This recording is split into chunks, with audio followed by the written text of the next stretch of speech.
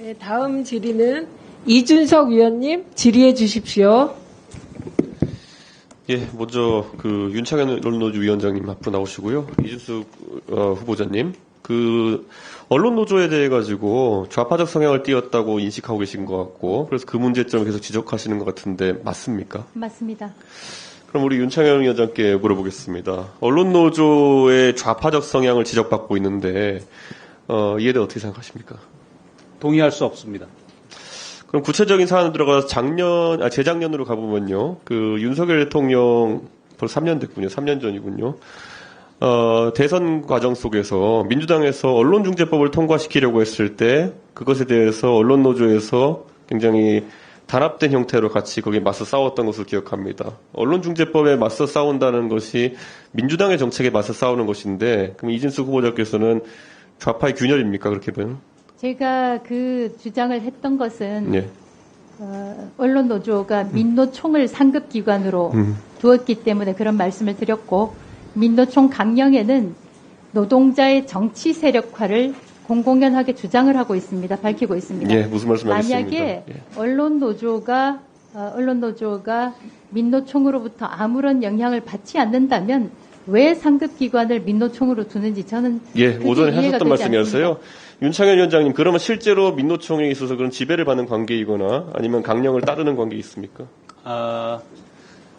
민주노총의 정식 명칭은 전국 민주노동조합 총연맹입니다. 연맹이라 하는 것은 각기의 산별 노조가 각자의 강령을 가지고 연맹의 형태를 취해서 관련한 의사결정을 합의로 만들어낸다는 뜻이 있습니다.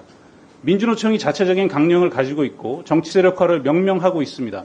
언론노조 강령에도 정치세력화 강령이 있습니다. 제가 거꾸로 여쭤보겠습니다. 전 국민 중에 2,500만이 노동자입니다. 그러면 소위 이 정치행위를 하는 의회 구성에 있어서 판검사님들, 재벌급 대기업의 임원님들이 의회 구성을 독점해야 합니까?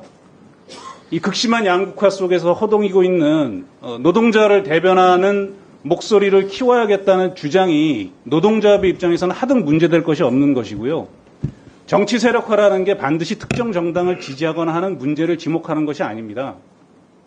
노동자들의 목소리를 극심한 불균형 속에서 최소한의 균형을 맞추기 위해서 강화시켜 나가는 모든 노력들을 정치 세력화라고 표현하는 것입니다. 그래서 그것이 좌편향이라 하는 주장은 극우적 시각에서는 할 수는 있지만 평범하게 세금 내는 국민으로서 그에 입각해서 헌법에 보장된 노동조합의 권리를 행사하는 입장에서 보면 전혀 받아들일 수 없는 가당치 않은 주장이라고 생각합니다. 예, 위원님 조금 같이 몰아서 답변해 주시죠. 제가 오전 중에 질의를 했을 때 위원장 후보자께서는 언론노조가 사실상 방송국의 인사권을 침해하기 위해 가지고 어떤 측면에서 임명 동의제를 악용하고 있다는 취지로 말씀하셨습니다. 거기에 대해 어떻게 생각하십니까, 위원장님? 방송법은 방송법 자체가 특별법입니다. 잘 아시겠지만 방송법상에 보면 대주주라 하더라도 지상파 방송의 경우에 지분 제한 규정이 있습니다. 이건 엄연히 상법의 범위를 초과한 내용입니다. 그러나 방송의 공공성과 언론 자유의 측면에서 자본의 영향력을 제한할 필요가 있기 때문에 다른 법률의 개념을 뛰어넘는 특별법의 형태로 방송법이 규정을 하고 있는 것입니다.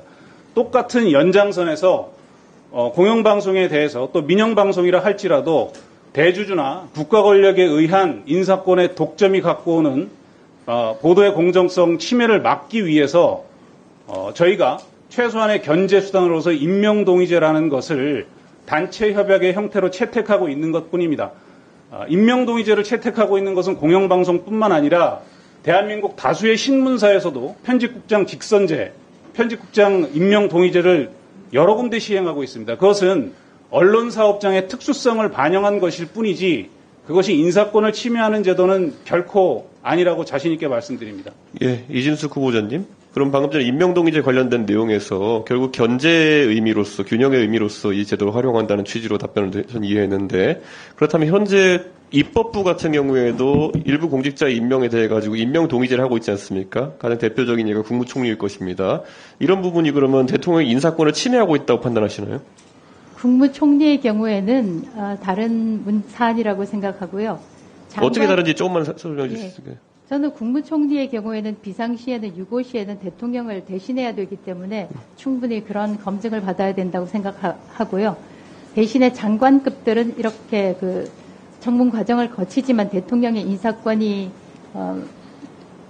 덜 중요한가요? 인정되지 않습니까? 예, 예. 그런데 언론사에서 임명 동의제라는 것은 50% 이상의 동의를 받지 못하면 주요국의 국장으로 임명되지가 못합니다. 예, 예. 그것은 지금 그 노조 구성상, 언론 노조 구성상 다수가 제가 퍼센티지까지 얘기는 못하겠지만 MBC의 경우 가장 최근에 2023년의 경우에 1,100명 중에서 거의 980명, 1,000명 가깝게 예. 언론 노조원이기 때문에 사실상 언론 노조에서 동의를 해주지 않으면 임명되지가 못하는 예, 구조가 되어 알겠습니다. 있습니다. 예. 그러면 그 위원장 실제로 임명동의제 투표를 했을 때 이준석 후보자가 말씀하신 것처럼 그 부결이 나는 경우가 많습니까?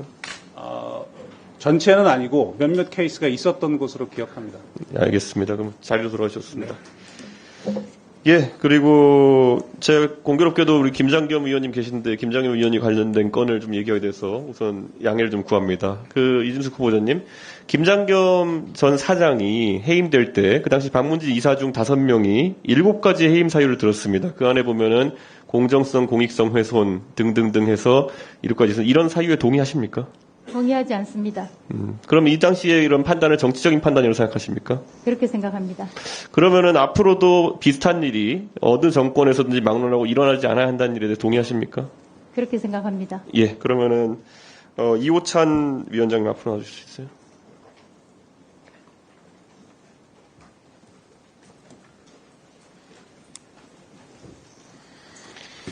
예, 이 이야기는 두 분의 MBC 노조 위원장들께 공의 드릴 질문인데요. 현재 MBC의 경영 실태에 대해 가지고 아무래도 우리가 공영방송 사장이 해임되거나 이런 상황 속에서 그런 분의 지적이 많았기 때문에 MBC의 현재 안영준 사장체에 대해서의 공정성 문제가 있다고 생각하십니까?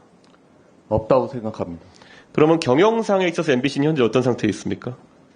아마 KBS나 SBS 다른 지상파 방송에 비해서 경영 상태가 상당히 좋은 상태고 아마 상반기에도 한 150, 60, 뭐 정확한 수치는 아니지만 한 150, 60억의 흑자를 기록하고 있는 것으로 알고 있습니다.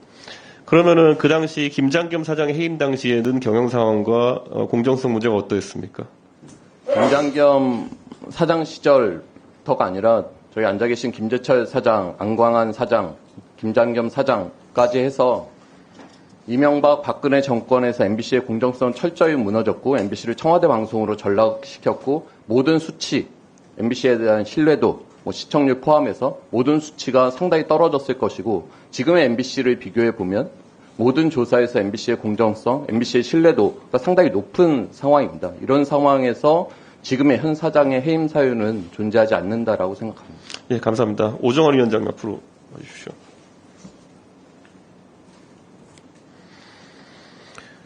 동일한 질문을 드리겠습니다. 현재 안영준 사장 체제에서의 MBC의 경영 상태와 그리고 공정성에 대한 부분에 대한 MBC 노조 입장을 부탁드립니다.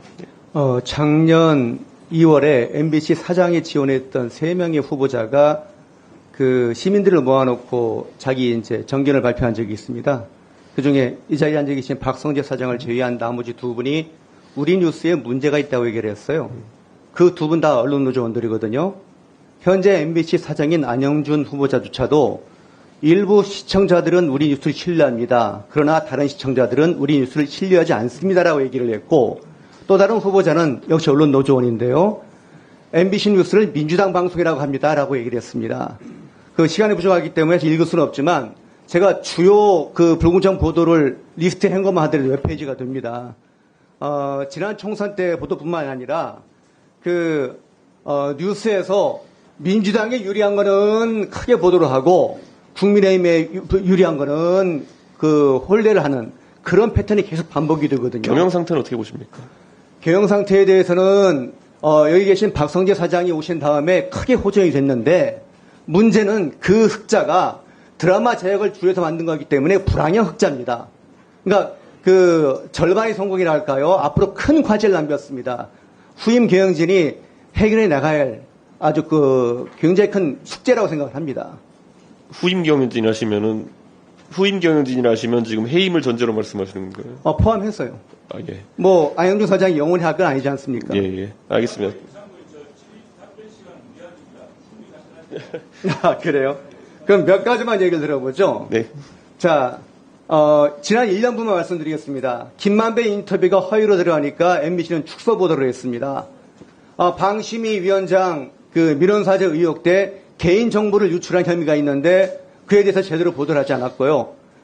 이동관 방통위원장 후보를 재탐 상탕하면서 그 비난 보도를 했거든요. 같은 내용을 계속 반복을 했죠. 새만금 잼버리가 파행이 나니까 당시 정부 책임을 들었습니다. 전라북도는 쏙 빼고요. 그리고 홍범도 장군이 자유시 참변과 무관한 것처럼 보도한 게 MBC고 5월 초에 신년 여론조사를 하는데 여권에 불리한 항목만 질문으로 집어넣습니다. 그리고 이종석 호주대사가 발령을 받으니까 임명이 되니까 그게 공수처 수사를 방해하기 위한 것처럼 보도했지만 지금 어떻습니까? 돌아왔지만 수사 진척이 안 되고 있지 않습니까? 예, 충분히 열거하신 거로 이해하고 자리로 돌아오셨습니다. 감사합니다. 예, 이진숙 후보자님. 지금 이렇게 방금 전에 지적하신 것들을 보면은 결국에는 또 공정성이나 이런 것들, 그리고 경영 실적은 좋다고는 하지만 불황형이라고 하면서 이런 것들이 해임 사유가 될 수 있다 보십니까? 현 사장에 대해서? 경영 사유는 가장 중요한 해임 사유 가운데 하나가 될 수 있다고 생각합니다. 그리고 공정성 관련해서는 지금 MBC 흑자 아닌가요?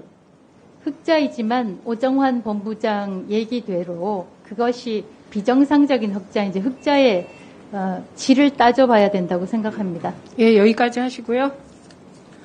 자, 저기요. 우리 과방위에서 가장 중요하신 간사님들, 지금 이준석 위원께서 질의하시는데 두 분이 개인 발언을 하시니까 약간 흐트러지셨어요. 제가 죄송하게 생각합니다. 예, 조심해 주십시오, 두 분.